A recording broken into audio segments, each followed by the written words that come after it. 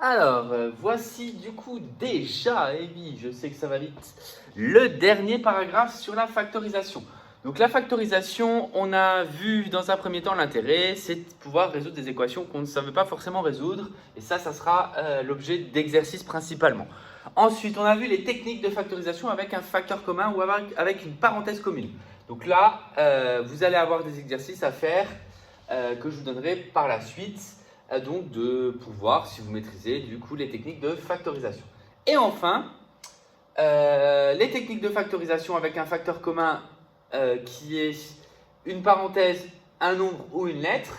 Donc ça, c'était les techniques. Et maintenant, dernière technique, c'est technique de factorisation à l'aide d'identité remarquable. Très très importante pour ceux qui veulent aller en seconde générale et technologique. Donc là, vraiment, j'insiste sur ces techniques de factorisation qu'il va falloir bien maîtriser. Et encore une fois, dès que c'est technique, c'est que l'entraînement qui permet de le travailler. On peut améliorer sa technique uniquement en faisant des gammes. Les identités remarquables, les fameuses, the famous. Donc il y en a 3. Je les ai relistées dans votre cours. Il y a la première que j'écris sous la forme factorisée, c'est-à-dire dans le sens inverse de l'écriture habituelle. A carré plus 2 fois A fois B plus B carré. Celle-ci, c'est la première, c'est A plus B, le tout au carré. La deuxième, the second, A carré moins 2 fois A fois B plus B carré. Et ça, c'est A moins B, le tout au carré. Et enfin, the last but not the least, c'est-à-dire la dernière mais pas la moins des importantes, au contraire, c'est A carré moins B carré qui vaut A moins B, facteur de A plus B. Donc ces 3 identités remarquables là, écrites dans ce sens, vont nous permettre de transformer des additions, donc des suites d'addition-soustraction, en multiplication, c'est-à-dire en carré, en produit de parenthèse. C'est donc bien de la factorisation. Pour les utiliser, elles ne sont utilisables que si il n'y a pas de facteur commun. Donc dans ces expressions-là, si on vous demande de les factoriser, la première question qu'il faut se poser, the first one is, est-ce qu'il y a un facteur commun? Alors on pourrait se dire, il est bête ou quoi? Il y a x. Un facteur commun à tous les termes. Je dois factoriser toute l'expression et pas uniquement les deux premiers. Donc oui, il y a un facteur commun entre les deux premiers termes, mais moi ça ne m'intéresse pas. Je veux un facteur commun à toute l'expression. Or ici, il n'y en a pas. Et dans tous ces exemples-là, il n'y en a pas non plus. Évidemment parce qu'on est dans le paragraphe factorisé avec des identités remarquables. Mais ça, c'est la première question à se poser. La première question à se poser, si vous y répondez oui, il faut relire le paragraphe précédent. Si vous y répondez non, ça signifie qu'il va falloir utiliser les identités remarquables. Et donc, du coup, connaître ces 3 identités remarquables. Donc là, facteur commun, non, non, non, non, non, non, non. J'y reviendrai peut-être sur les dernières parce qu'on pourrait y penser, mais encore une fois, on n'a pas le droit de rentrer dans les parenthèses. Si la réponse est non à cette question, je dois ensuite identifier laquelle des 3. Which one of the 3? Je ne suis pas sûr de moi. Donc, pour savoir laquelle des 3, on va les analyser un petit peu. Donc, let's go for an analyse. Donc, qu'est-ce qu'elles ont de commun ou qu'est-ce qu'elles ont de différent, ces identités remarquables, dans le résultat? Les deux premières sont très proches l'une de l'autre. La première de la deuxième, ce qui les différencie, c'est uniquement ce qu'on appelle le double produit. Donc il y a les deux carrés ici, alors qui ne sont pas forcément aux extrémités d'ailleurs. Vous trouverez peut-être des façons d'écrire A carré plus B carré plus 2AB. Donc l'ordre n'est pas important vu que l'addition c'est une opération qui peut se faire dans n'importe quel ordre. Donc ce n'est pas une histoire d'ordre, mais c'est une histoire de signe. Là, le terme qui n'a pas de carré, il y a un plus devant, là il y a un moins. Ce qui fait que dans la parenthèse là il y a un plus, alors que dans la parenthèse là il y a un moins.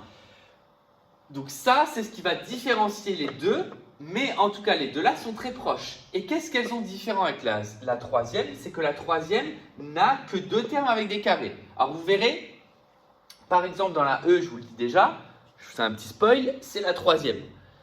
Mais on ne voit pas de carré. Donc il y aura des carrés à rajouter. Mais pourquoi ça sera la troisième? Ce qui va différencier, c'est le nombre de termes, c'est-à-dire le nombre de nombres que l'on additionne. Ici, dans celle-ci, il y en a 3. 1, le terme devant le plus, 2, 3. Donc, vous comptez les termes qui sont séparés des plus et des moins. Attention, une parenthèse est un seul terme, c'est un bloc. S'il y en a 3, c'est la 1 ou la 2. S'il n'y en a que 2, c'est que c'est forcément la 3. D'accord? Donc là, vraiment, c'est ça qui va les différencier. Et comment différencier la 1 de la 2? C'est une histoire de signes. Dans la 1, tout est positif. Dans la 2, il y a un moins devant le double carré. Donc là, à partir du moment où on aura fait ce petit travail d'identification d'identité remarquable, après, ça sera juste une identification de coefficients. Qui va jouer le rôle de A? Qui va jouer le rôle de B? C'est un peu comme quand on développe d'ailleurs. Sauf que là, du coup, on ne va pas forcément faire les choses dans le même sens. Donc, ici, dans un premier temps, je vous aurais demandé de reconnaître, parmi toutes ces expressions, avant d'essayer de les factoriser, quelle identité remarquable on va utiliser. On va le faire ensemble. Donc, pour chaque expression, première question, reconnaître quelle identité remarquable je dois utiliser. Donc, la première, 3 termes, que des plus. It's the one. Deuxième, 3 termes, donc c'est la 1 ou la 2. Il n'y a pas de facteur commun, puisque 25, 20 et 4, il n'y a rien en commun. X carré x et pas de x, il n'y a rien en commun. Donc, cette fois-ci, c'est la 2, parce que 3 termes avec un signe moins. The sum, 9x carré moins 1, pas de facteur commun, mais il n'y a que 2 termes, donc c'est forcément la 3. La quatrième, 16x carré moins 49, il n'y a que 2 termes, pas de facteur commun, c'est donc aussi la 3. La E, donc je vous l'ai déjà spoilé tout à l'heure, il y a combien de termes? Et donc là, j'aime bien en classe vous poser cette question parce que c'est une source d'erreur. Certains vont me dire 3, d'autres vont me dire 2. Ceux qui ont juste, c'est ceux qui me disent 2. La parenthèse compte pour 1. D'accord? La parenthèse, c'est prioritaire, ça donnera un seul résultat. Donc, du coup, c'est un terme, 2 termes. Donc, comme il n'y en a que 2, c'est encore la 3.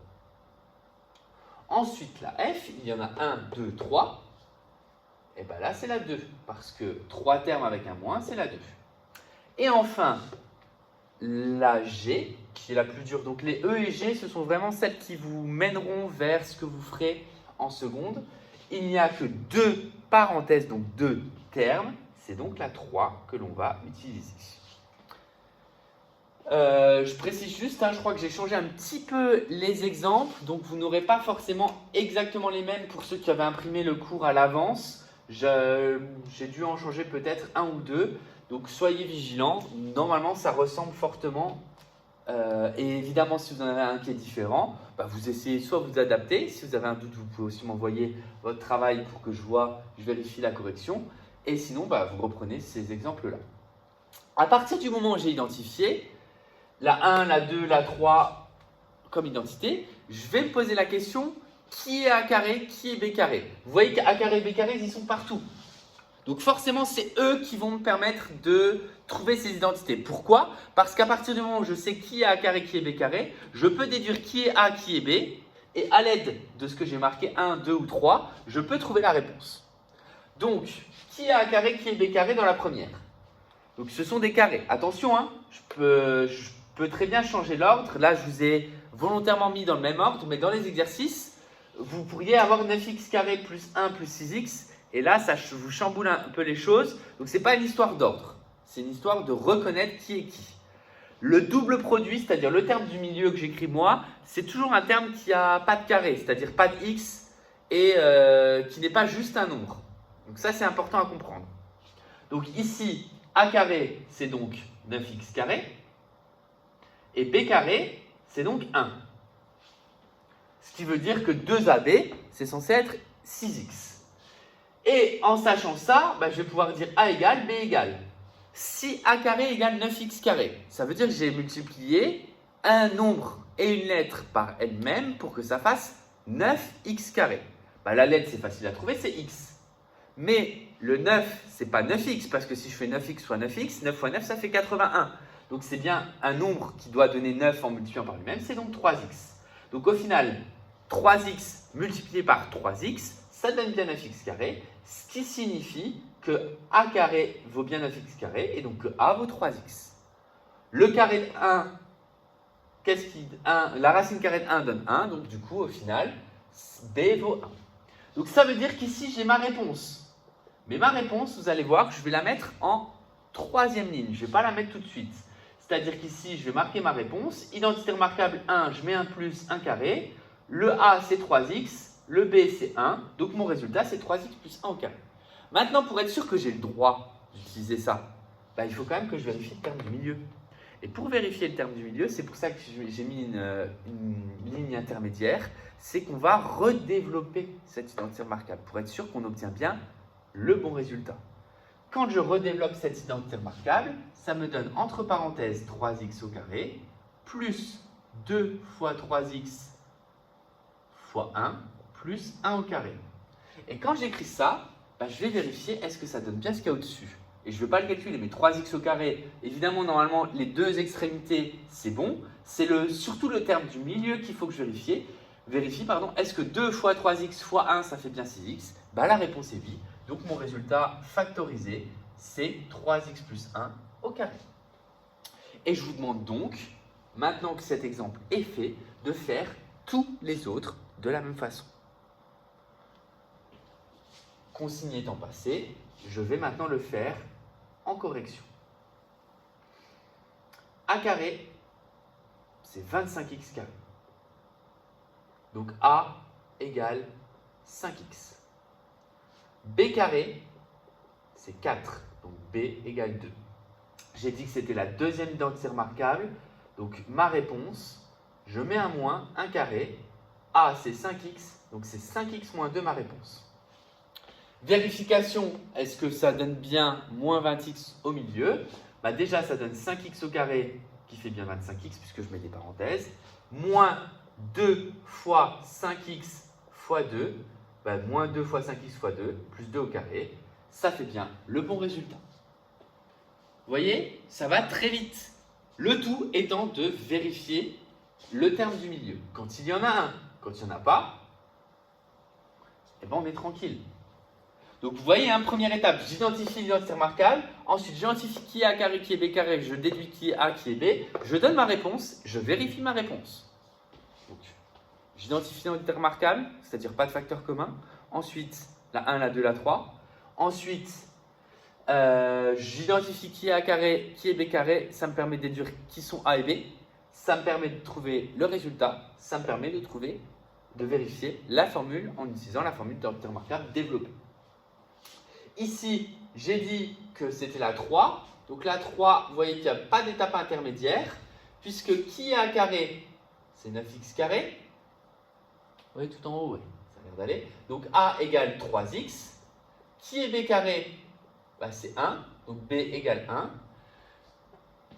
Là, vous avez donc une parenthèse avec un moins, une parenthèse avec un plus. L'ordre n'est pas important. Je peux très bien mettre le moins dans la première, le plus dans la deuxième ou inverser, peu importe. À partir du moment où il y a un moins et un plus. Attention par contre, c'est bien le B qui est une fois positif, une fois négatif. Donc c'est bien le B ici. Là, je vais avoir moins 1 plus 1.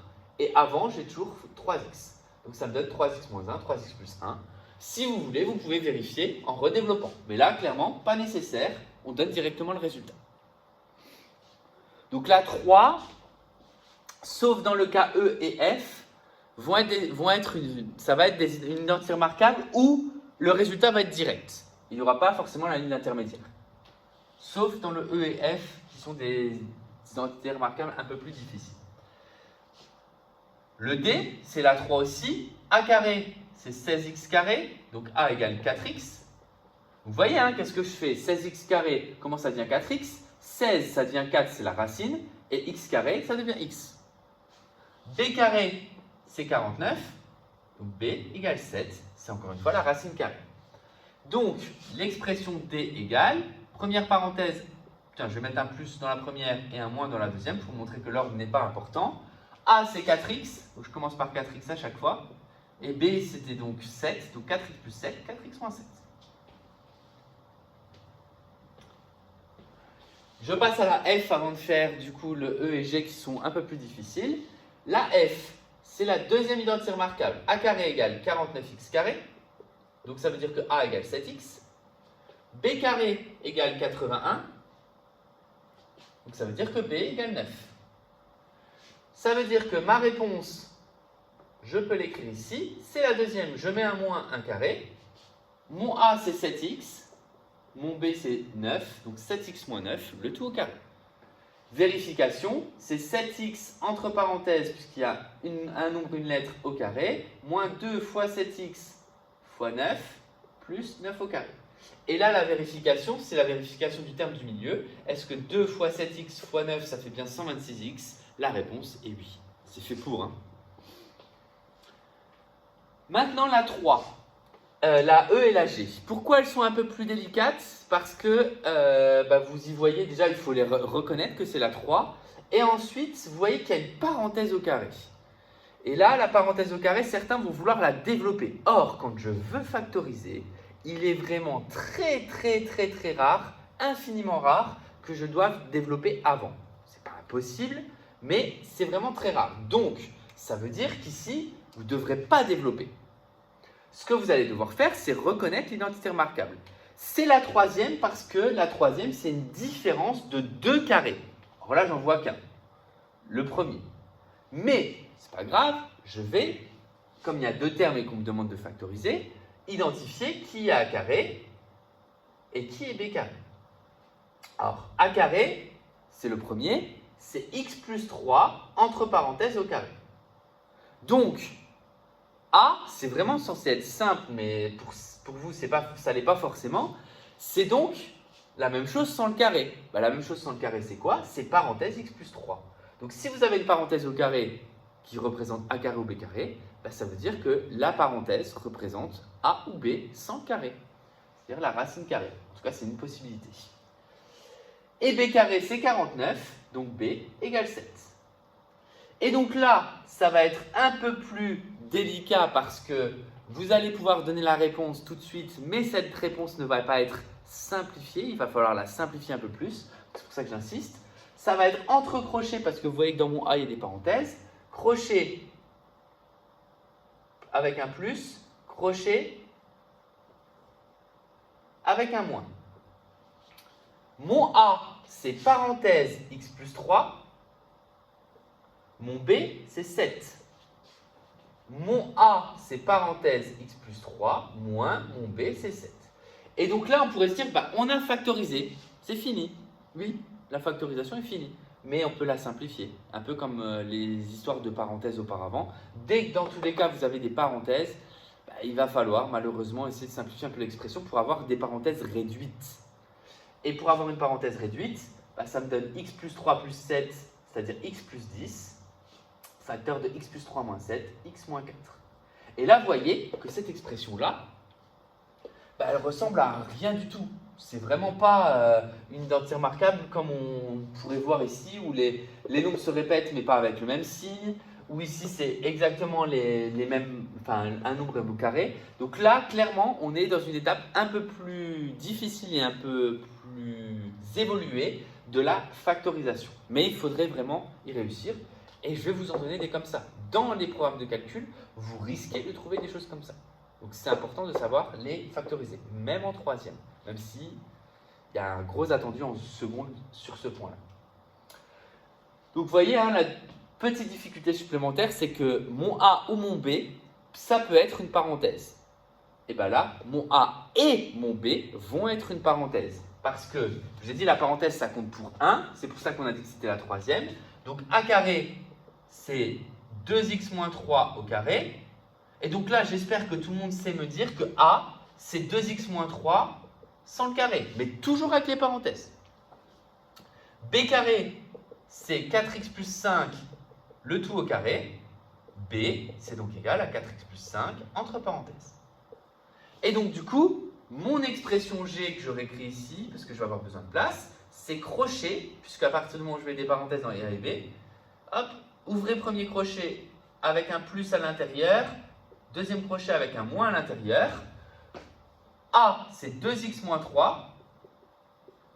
B, c'est 4x plus 5, entre parenthèses. A, c'est 2x moins 3. B, c'est 4x plus 5.